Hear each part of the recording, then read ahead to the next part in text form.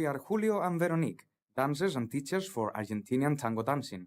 From this moment on, we're going to be your guide and companion in this wonderful trip of learning how to dance tango. We hope you enjoy this course. Bye for now. Tango is a mixture of dancing, music, and a song. But in its very early stage of creation, when there were not any scores or musical pieces had been composed, the empirical players tried to follow the movements of the dancers on the floor around a melody that they were improvising at the moment.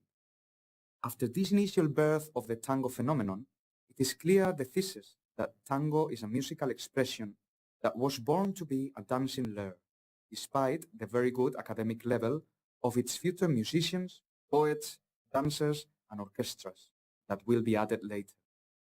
It is a certain fact that tango initiation dance was found in whorehouses, cheap hotels, cantinas in the poorest and most dangerous areas of the cities, and bars in the harbor area. The influence on black people on this dance was around this date. Their hips and pelvis movements were seen more lascivious than sensual. The music in early tango was mischievous, cheerful, and childish, due to the sound of the flute, the harp, and the violin. When the large accordion turns up in the popular music of the city of Buenos Aires, this dancing becomes quieter, more private and sentimental.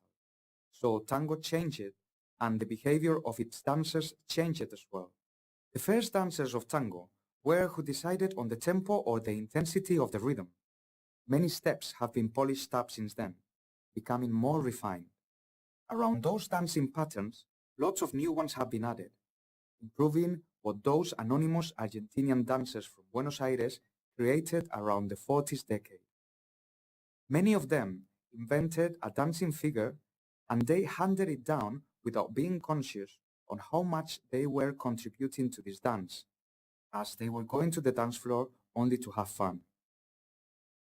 Valentino made popular, especially in Europe, that way of dancing on a straight line, going from one point to another and coming back. The Argentinian tango movements are very different from this. Women's movements should be around the man, and men's movements should be around the woman.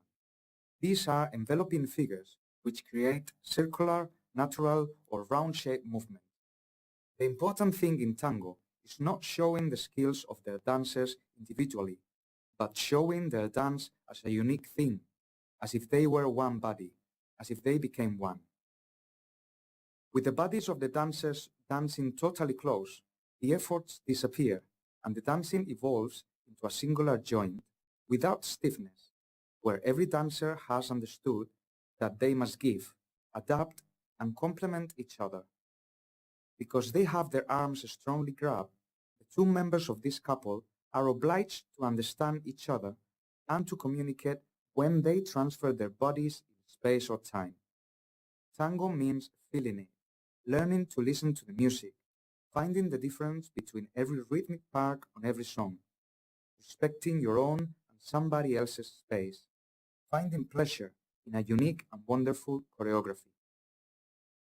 When tango was born on Buenos Aires shores, there were more foreigners than natives living in the Gran Aldea.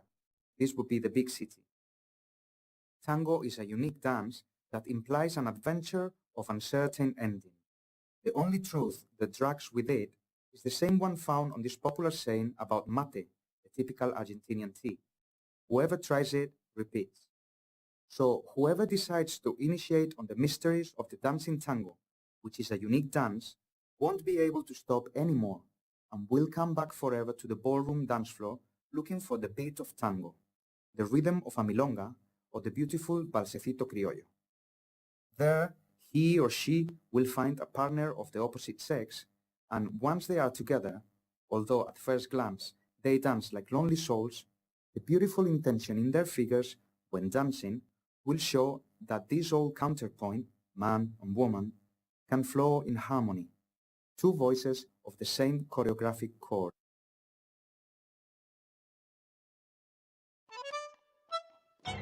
Well, before we start, I would like to explain which are some of the basic rules that we need to have in mind when dancing a good tango.